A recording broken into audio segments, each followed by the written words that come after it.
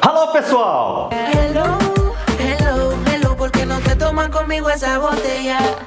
Hoje a gente vai falar sobre a primeira coisa que o aquarista considera logo depois que enche o aquário: ciclagem.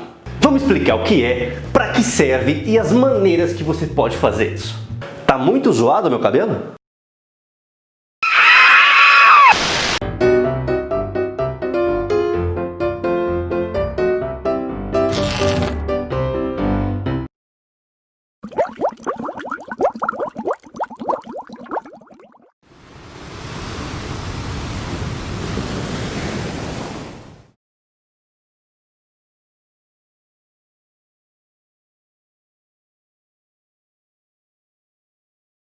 Primeiro vamos explicar o porquê do nome ciclagem.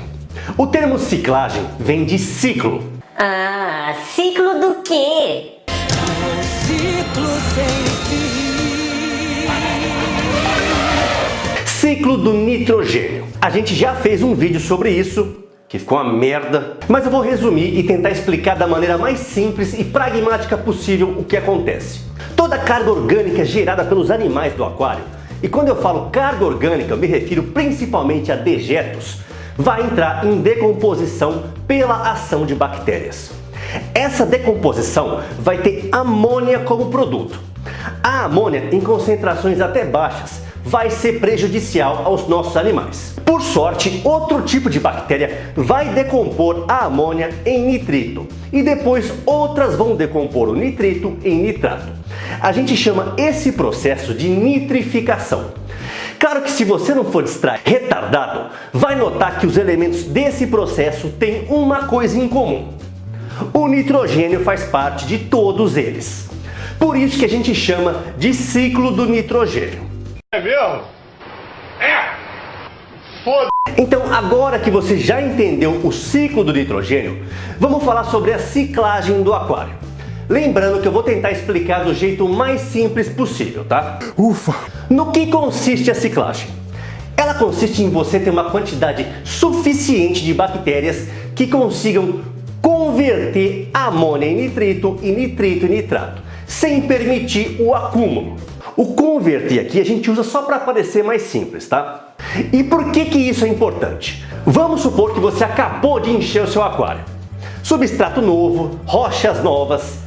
Assim que terminou de encher, você colocou um monte de peixe. O que vai rolar?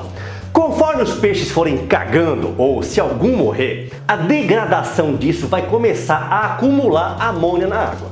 Então você precisa que bactérias em quantidade suficiente consumam essa amônia para que ela não se acumule e seus animais não sejam intoxicados. Porque a amônia é tóxica pra cacete pros nossos bichos. A língua! Para fora! Até aqui! Morrem! Vão pro beleléu! Ah, Léo, mas e o nitrito? Pode acumular? O nitrito para animais marinhos só vai ser tóxico em proporções cavalares. Então a presença dele não precisa causar desespero. Mas o ideal é que ele seja zero ou próximo de zero também, o que vai indicar que você tem uma quantidade satisfatória de bactérias.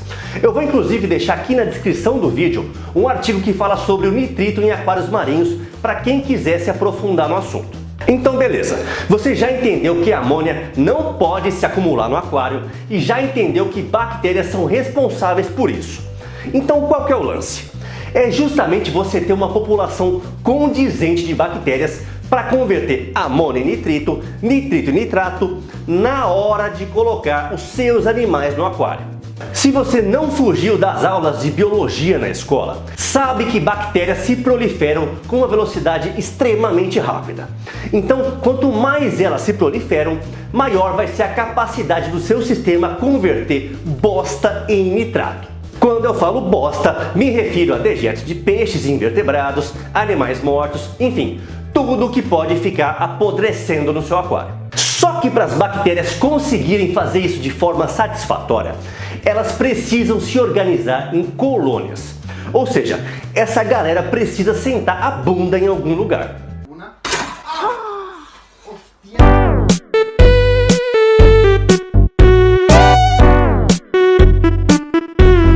Na teoria, as bactérias vão acabar colonizando tudo que é superfície. Na prática, a gente quer que elas colonizem substrato, rochas e mídias biológicas quando usadas. Então a ciclagem correta do aquário acaba dependendo também da área que você disponibiliza para isso. Por exemplo, se você não põe absolutamente nada no aquário, só vai ter o vidro para ser colonizado. Se você só põe rochas, vai ter vidro e rochas. Se põe substrato, vai ter vidro, rochas e substrato, e assim por diante. Então, quanto melhor as bactérias se organizarem em colônias, mais eficiente vai ser o trabalho delas com o passar do tempo. Daí a importância de se ter área de colonização nos aquários, e como a gente já falou, essas áreas vão ser geralmente rochas, substrato e mídias industrializadas. Lembrando que para o caso de se usar mídias, é sempre bom escolher as de melhor qualidade, já que vão ter uma área de colonização muito maior do que as mídias mais baratas. Então você vai ocupar bem menos espaço no SAMP e, dependendo de como acomodar, vai juntar bem menos sujeira. Ah, Léo, mas como eu vou fazer para as bactérias aparecerem no meu aquário e meus animais ficarem seguros? Depende do método de ciclagem que você escolher, e a gente vai falar sobre eles agora.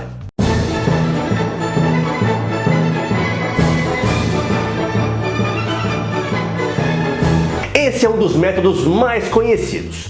Ele consiste em você jogar alguma coisa no aquário para ir apodrecendo. Conforme a degradação dessa matéria por bactérias gerasse amônia, bactérias nitrificantes começariam a se multiplicar para executar o ciclo do nitrogênio, ou seja, transformar amônia em nitrito e nitrito em nitrato.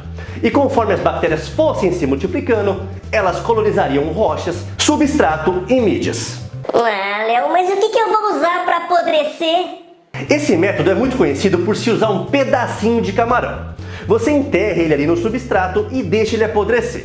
É um pedacinho pequeno, tá? Você também pode usar um pouco de ração, um pedacinho de peixe, não precisa inventar muita moda. Mas como eu vou saber quando posso colocar animais no aquário?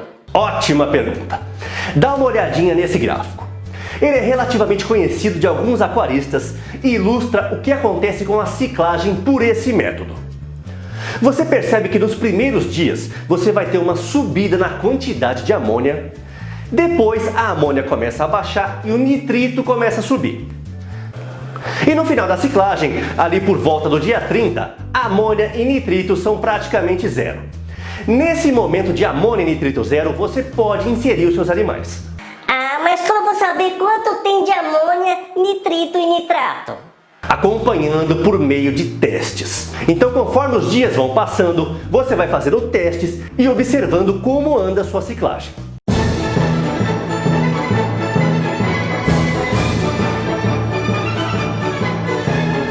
Esse método também é bem conhecido pelo pessoal mais antigo. Ele consiste em você pegar uma rocha ou um pouco de substrato já colonizado de algum aquário antigo. Antigamente se pegava até rocha no mar, mas hoje isso não é permitido para todo mundo. Você coloca a rocha no aquário já montado e espera algumas semanas. Eventualmente você também pode usar um pouquinho de ração na água ou um pedacinho de camarão só para servir como combustível para a multiplicação de bactérias que já colonizam o material usado. E claro, não deixe de acompanhar também com testes. Uma alternativa mais moderna a esse método seria usar mídias colonizadas de outros aquários, já que mídias de boa qualidade têm uma área de colonização extremamente grande. Esse método tem a vantagem de, eventualmente, você trazer uma diversidade bacteriana e de seres maior do que outros, já que o material vai vir de um aquário que provavelmente já está rodando há um bom tempo.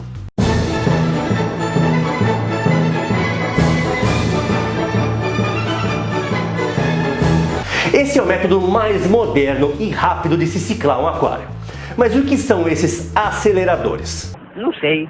Eles são culturas de bactérias selecionadas, que já vão agir direto na amônia. Ou seja, você praticamente joga as bactérias no aquário e elas já vão começar a decompor amônia em nitrito e nitrito em nitrato em muito pouco tempo. É um recurso muito útil também para se montar quarentenas de hospitais para os casos de se precisar tratar um peixe às pressas. Com alguns aceleradores você pode colocar o peixe no aquário na mesma hora. E lembre-se, independente de qual você escolha, leia e siga as instruções na hora de usar. Eu já usei esse método algumas vezes e nunca tive problemas. Você pode também associar mais de um método durante a ciclagem. Por exemplo, você pode usar o método do camarão e também a adição de aceleradores.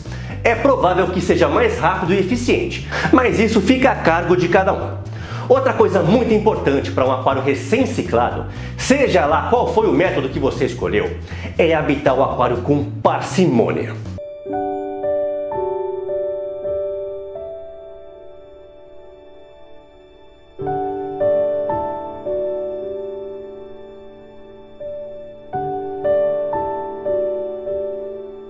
E tomar cuidado com a quantidade de comida oferecida nos primeiros dias.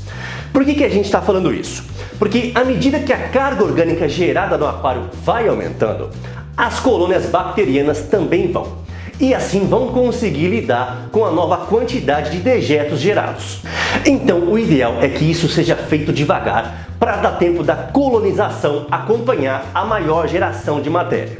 E outro detalhe muito importante, principalmente para aquários pequenos.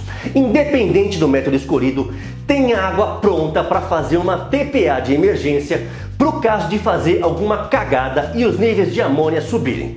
Em alguns casos você pode até usar bactérias industrializadas mesmo, mas se você não tem muita experiência, fique atento a isso. Ah, Léo, mas e quando eu faço TPA, eu não perco bactérias do aquário? As bactérias que interessam pra gente são as que estão colonizando rochas, substrato e mídias. E por que são as que mais interessam?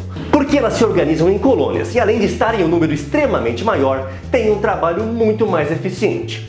A título de curiosidade, uma colônia bacteriana ou biofilme bacteriano é uma estrutura muito mais organizada do que só um monte de bactérias amontoadas e pode abrigar mais de um tipo de bactéria inclusive. Dá uma olhada nessa imagem para você entender melhor. Aqui você tem as bactérias simplesmente soltas e nas outras imagens percebe a formação do biofilme.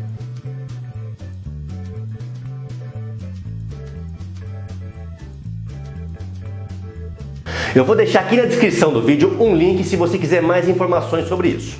Outro elemento que é bacana observar, principalmente para quem quer ter corais um pouco mais exigentes, é a reserva alcalina, ou KH, da água ao final do processo de ciclagem. Porque em alguns casos você pode ter uma queda na reserva por precipitação abiótica. Não vou me alongar nesse assunto, mas resumindo, isso tem a ver com o efeito tampão que pode causar queda na reserva para os casos do pH cair bastante por uma eventual proliferação bacteriana em excesso. Ah, Léo, mas os equipamentos de iluminação do aquário, eu deixo ligado ou desligado? Olha só, se você for usar um método mais demorado de ciclagem, a gente sugere deixar tudo ligado e rodando normalmente, até para identificar algum problema antes de começar a habitar o aquário. Pro caso de usar alguma opção comercial de ciclagem, não se esqueça de ler as instruções do produto quanto ao tempo em que o skimmer precisa ficar desligado na hora de usar. Caso vá usar um esterilizador UV ou ozônio, aí é mais legal deixar desligado por uns dias ou semanas mesmo durante o processo inicial. E é isso, pessoal. A gente espera que vocês tenham entendido no que consiste e a importância da ciclagem. E se você está iniciando no hobby agora, não deixa de assistir a série Aquário Marinho Passo a Passo, que vai mostrar tudo desde o projeto até o ápice de um aquário. Aproveita para seguir a gente no Instagram que está bombando com fotos sensacionais e aviso de sorteios em nossas lives. Um grande abraço e até o próximo Riff Show.